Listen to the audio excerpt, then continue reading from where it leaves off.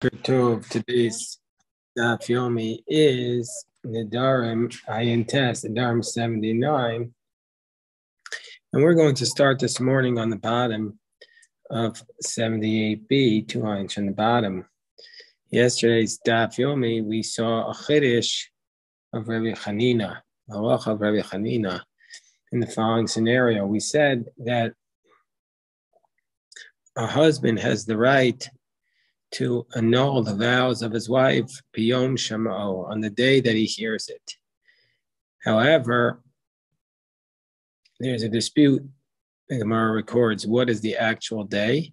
What does that mean? Does it mean that until sunset of the day he hears it, or is it 24 hours?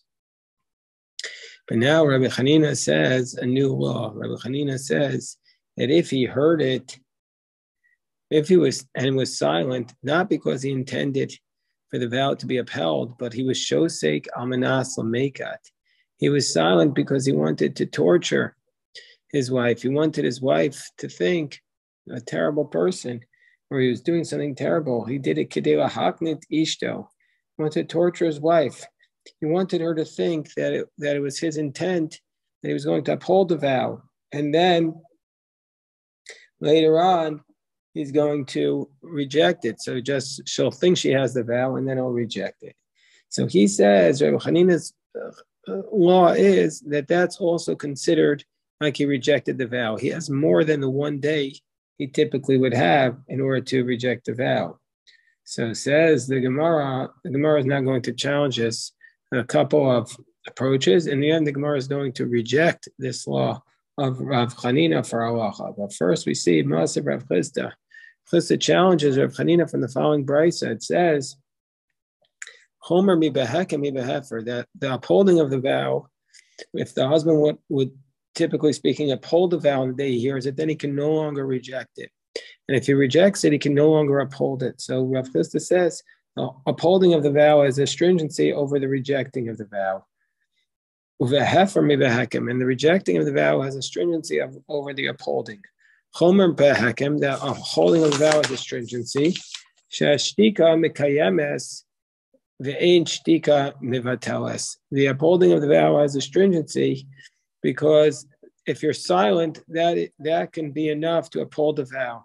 Meaning to say, as long as you're silent for one day, the vow is upheld. Ve'ein shtika mivateles. But if you're silent, you haven't nullified it.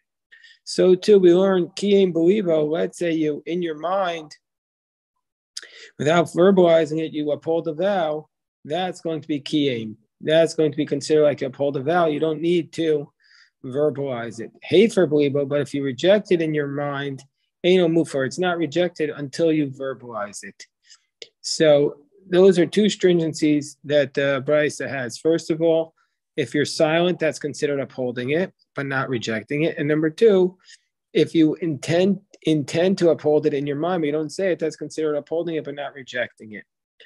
So also the Brisa says another law in general, kiyim and yachol hafer and yachol kiyim. And once you uphold it, you can no longer reject it. Once you reject it, you can no longer uphold it. But anyway, says the Gemara, this is a proof against Rav Chanina, because it says, Katani shashtika mekayemis. It says that if you're silent, the vow is going to be considered like it's uphold. My love, aren't we talking about a case b'shosek almanas lameket? Aren't we talking about a case where you're silent even with the intent to torture her by rejecting it later, and we're still going to say it's like you upheld the vow, and therefore you can no longer reject it? Isn't this a proof against Rabbi Chanina? Gemara says, no, b'shosek almanas l'kayim. No, we're talking about a case where you were silent because you intended to uphold it. The Gemara says, well, if you're silent with the intent to uphold it, hainu kiyim belivo, isn't that the exact same case, the second case, where you actually had intent to uphold it? Hainu kiyim belivo kiyim. So the Gemara says, no, el b'shosek stam. No, we're talking about a case, first case is where you were just silent without any intent. Then if you're silent for a full day, then it's like you uphold, then it's as though it's upheld. Whereas the second case is where you actually, even within the day, if you had a mind to uphold it, then you can no longer reject it. So the Gemara now just finishes this brisa. It says, Ashchan Chomer Behekim. The Gemara says, well, we found in this brisa stringency of Chomer, of stringency of Hekem, of upholding it, over hafara, over rejecting it. But where does the Bryce give us an example of hafer mi b'hekem minoan? But how is there a stringency over rejecting over upholding? So Amar Rabbi Yochanan, I'll tell you the stringency. Nish'an al hakem ve'in nish'an al hefer, that you can go to the chacham to release you from, if the husband upholds the vow, he can go to the chacham to release him from that, but he can't go to the chacham to release him from the rejecting of the vow. Now, we see from here the upholding of the vow is part and parcel of a vow. It's like a vow. Whereas rejecting of a vow is not like a vow, and therefore you can go to the chacham for a taras nedarim of upholding a vow, but not of rejecting a vow. So Masav Rav Kahana challenges, again, Rav Chanina's law.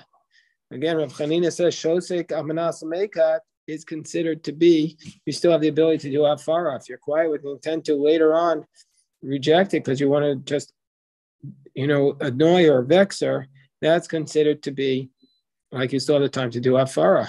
So the Gemara challenges this, Masav Rav Kahana, because it says in the Pasuk, if her husband will be silent on the day he hears her vow, he can later on reject the vow. And so therefore, b'shosek amanas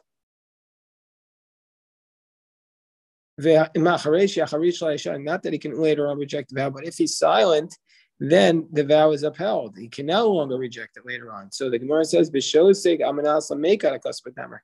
The verse is referring to somebody who's silent, even though his intent was later on to torture her.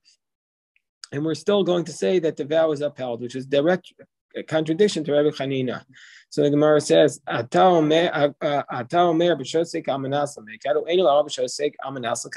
you say that the verse necessarily is talking about somebody who intends to uphold the vow? Maybe he's talking about why do you say the verse is talking about somebody who is quiet because he wants to torture her? Maybe he's quiet because he wants to uphold the vow. That's why he's quiet, and that's why we say the vow is upheld and can no longer reject it. Gemara says no. The next part of the pasuk ends so therefore it can no longer reject it.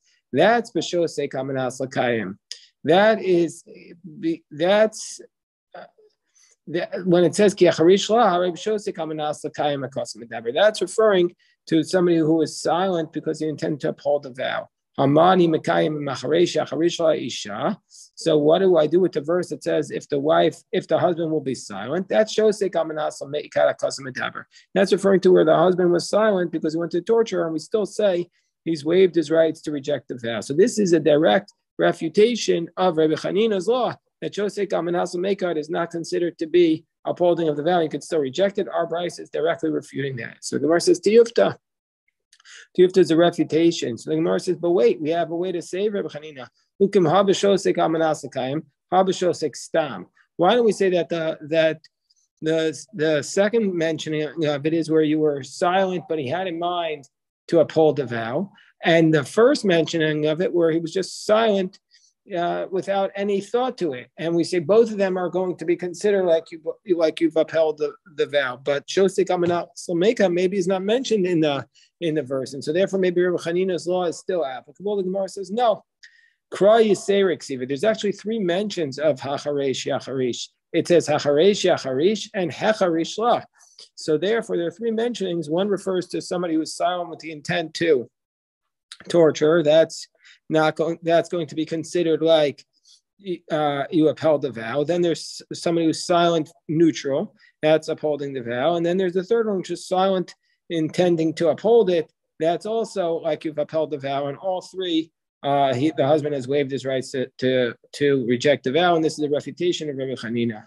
Even though the Gemara has refuted Rabbi Chanina with the tiyufta, which is a very strong refutation, a very strong question, the Gemara still wants to come along and give other rejections of Rabbi Chanina, other questions of him, because you never know that somebody might find a way to rehabilitate Rabbi Chanina on the basis of this first price. So the Gemara is going to say we have other sources that also reject him. So Masiv Rava says, Nadra im chashecha, that Rava says that if you make a vow, Nadra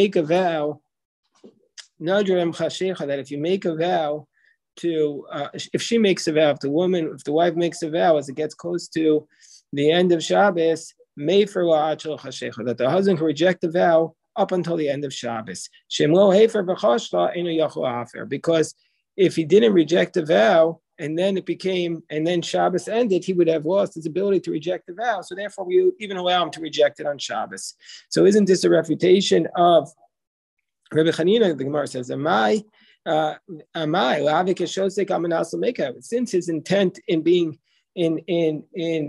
silent was not because he wants to uphold the vow, but just because he can't annul the vow on Shabbos, and yet we say that still we allow him to annul it on Shabbos. Why is this any different than Shosek Amanas Lameka, where somebody who's silent not because he intends to uphold the vow, but for a different reason, a secondary reason? And that's the same thing here. He's being silent not because he wants to uphold the vow, but because of Shabbos, and still we make him annul the vow on Shabbos. So too, we see from here that Shosek Amanas Lameka is not a legitimate reason to be quiet. Is not considered to be a legitimate reason, and that you've lost your right to reject the vow. And so therefore, Tiyufta, the Gemara says this is indeed a refutation of Rabbi Chanina. And then the Gemara gives a third Tiyufta of Rabbi Chanina. Masav Rav Ashi Yodei Ani Sheyesh Nedarim. Rav Ashi says this comes from Mishnah later on, which we're going to get to, God willing, on Pei Zayin Amud Aleph, where the Mishnah says, if the man says, I know that there are vows of but I didn't know I can reject the vow, or Yafer, then under those circumstances, he can then come along and reject the vow, because he didn't know that he was able to reject it. So now we're going to allow him to reject the vow later on. Let's say he says, Yodei Ani Sheyesh Mefirin, he says, I know that there are those who reject the vows, but I didn't know that this was a vow in the first place that I needed to reject, or that I could reject, that it fit into the category of fit under the jurisdiction of vows that I'm able to reject. Rameir says he can no longer reject the vow because he lost his right to do it, because he should have annulled it then.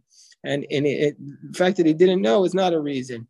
The Chacham say he could still reject it, but the Gemara says, according to Rabbi Meir, it doesn't make sense.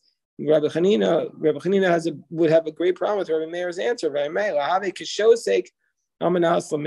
don't we say that somebody who was silent because he didn't realize he could reject it is similar to the case of the person who was silent because he had a secondary reason for not annulling the vow. In this case, he wanted to torture her, and just like there, Rabbi Chanina says he hasn't lost his right to revoke the vow. Also here, he shouldn't lose his right to revoke the vow. So this is a tiyufta. This is a refutation indeed of Rabbi Chanina. So we've seen three separate tiyuftas of Rabbi Chanina. This should indicate to us that the Gemara was very unhappy with Rabbi Chanina's suggestion, very unhappy of the person who was quiet only because he wants to torture his wife. The Gemara thinks that this is a complete rejection or a complete aberration of the concept of rejecting of vows. So, we'll return to you Nara Marasa. We never say we've completed the chapter. We always say we shall return to you. The Nedarim show Mefer. These are the vows that the husband is capable indeed of rejecting. He's not able to reject every vow. He's only able to reject the vows, according to our Mishnah, of Dvarim sheyesh ben inoi nefesh, vows that are afflicting of her soul. As it states, Lahanos nefesh, Isha yikimenu v'isha yifirenu.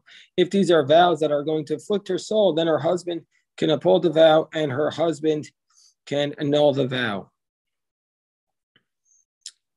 The Gemara is going to give another category, and those are vows between him and her. And what are these examples? That he's taking a vow between, if she says, listen, whether I'm going to bathe or I'm not going to bathe. And the Gemara is going to have to define what exactly is that scenario. We'll see what that is. I just want to say, we have to think about this. Why is the husband allowed to annul the vows of Inoi Nefesh? And it's also the father. The father is allowed to annul the vows that relate to the affliction of her soul. So what's the reason? So we have to realize the father can annul the vows only of his minor child. Once she's an adult, he can't do it. And the husband, even though he could do it for any wife, there's many cases, the Gemara is referring to many situations is where the husband is marrying a child bride. And the concept is that this person doesn't have agency. So the whole concept is that this person wants to hurt themselves, and the husband or the father has a right to help preventing this person, or maybe even a responsibility to prevent this person from hurting themselves. So this teaches us a very important principle that if we see somebody's doing something that they're hurting themselves, we have a responsibility to step in and try to protect them.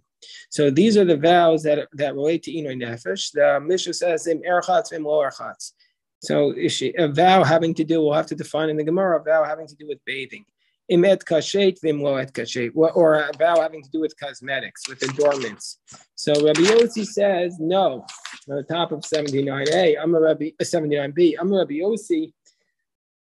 Ein elu nidre Inoi Nefesh. This is not going to be considered vows that are afflictions of the soul. They're not, because Rabbi Yossi is still going to say the husband can annul them, but Rabbi Yossi is going to say that he can annul them because of the category of what's called beino beina, that these vows relate between him and her, but not vows but they're not vows that are considered to be affliction of the soul. So according to Rabbi Yossi, what are these vows that are considered to be afflictions of the soul? The Elohei Nidre Inoi Nefesh. What are these vows that are afflictions of the soul? Amra, let's say she would say, Konim Paris Oamalai. Let's say she says, I'm not going to eat, I take a vow that I'm not going to have any fruit.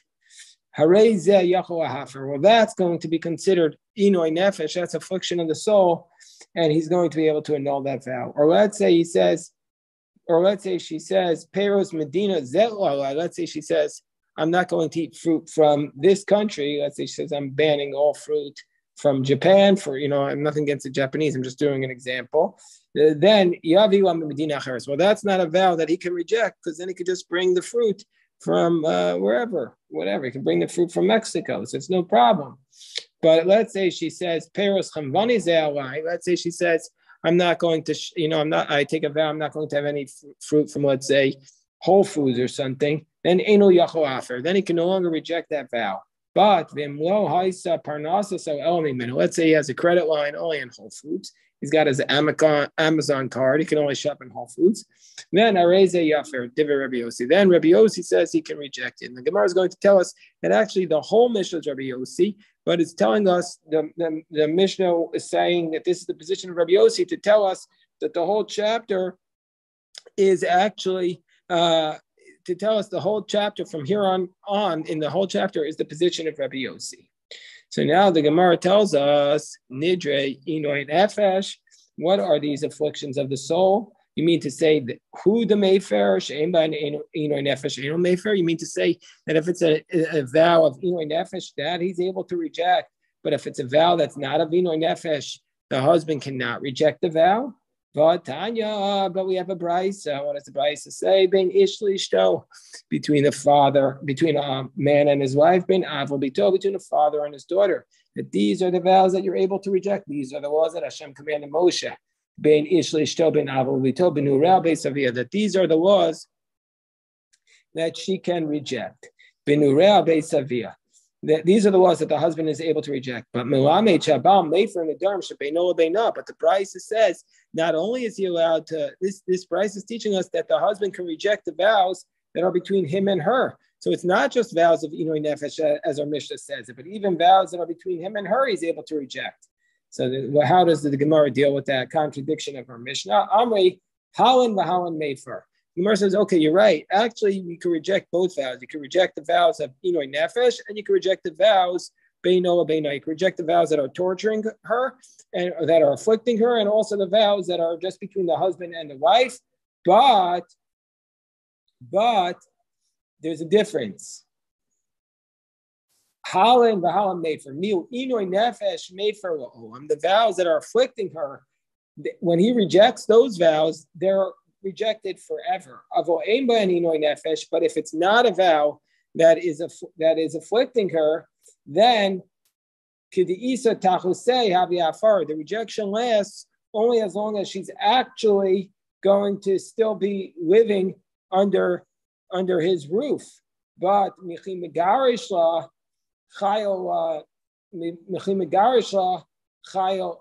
nadra. But once he divorces her, then the vow will go back and take effect. Meaning to say, if it's a vow that is an inoi nefesh vow, it's a vow that's an affliction of the soul, then once he releases her from this vow, once he rejects the vow is canceled forever. But if it's a vow between him and her, and he rejects the vow, it's only canceled insofar as they're married. But once she's divorced, the vow kicks in again and takes effect. And the Gemara is not completely comfortable. The Gemara is not comfortable with this answer. The Gemara says, the Gemara says,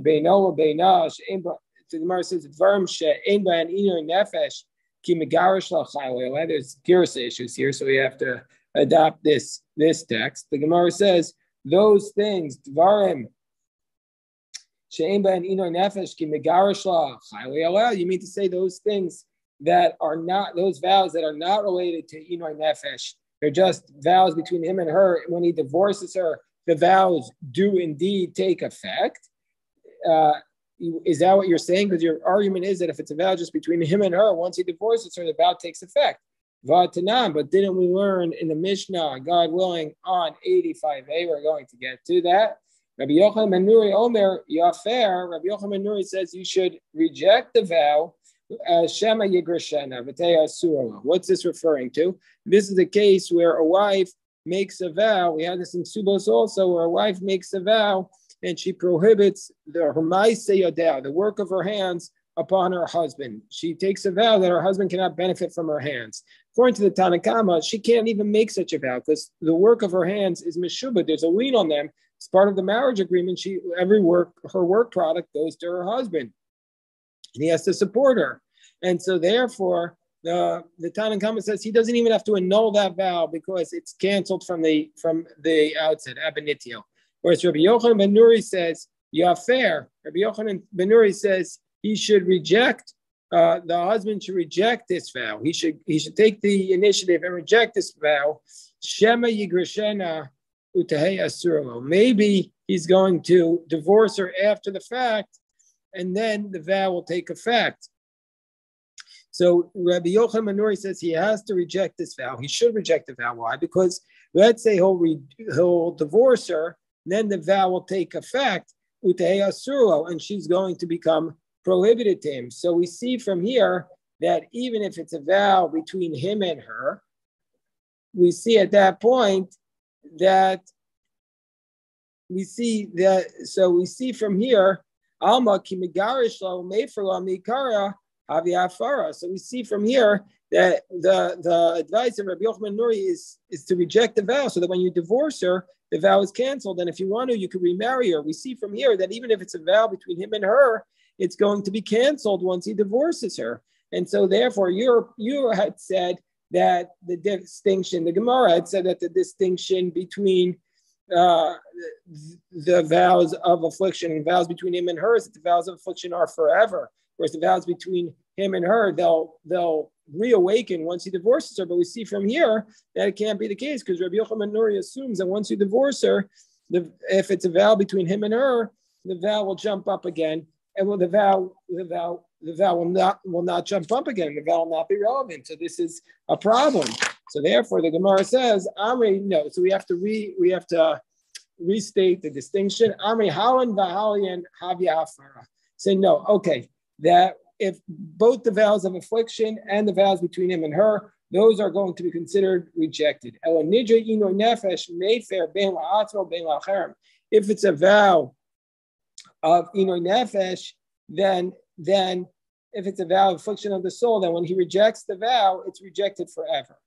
But for him and for others. But ain bayin inoi nefesh. But if it's a vow that's not affliction of the soul, then once he rejects it, it's going to be rejected for him. But la'acherim eino mefer.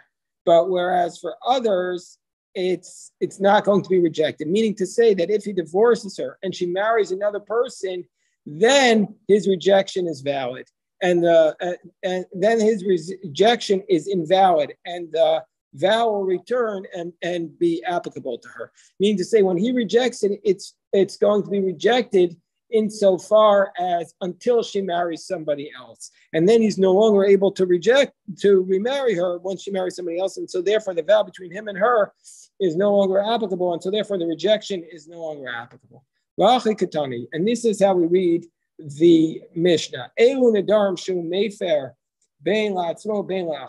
vows that he's able to reject forever between himself and others, those are going to say Nedarim sheish bar ino nefesh. Those are vows that are afflictions of the soul. So the Gemara now is going to discuss what is this vow. She says, if I bathe or if I don't bathe, which the Tana Kama says is inoi nefesh, Rabbi Yossi says is not. So if she says I'll bathe, what is she referring to? If she says all the fruit of the world will become prohibited to me if I will take a bath, why is he able to reject this vow? Let her not bathe, and then she won't be prohibited to the fruits of the world, and so therefore it's not an affliction of the soul. She can eat the fruits. So the Gemara says, no. So V'lo itrim perusolim Allah. So the Gemara says, V'od, and Gemara says we have a second question. Why would Rabbi Yossi say that this is not going to be considered an affliction of the soul? Maybe she will bathe and the fruits will be prohibited to her. So therefore, this the Gemara, this is the conclusion of our daf. We'll have to pick this up, God willing, and tomorrow's daf. We'll stop here.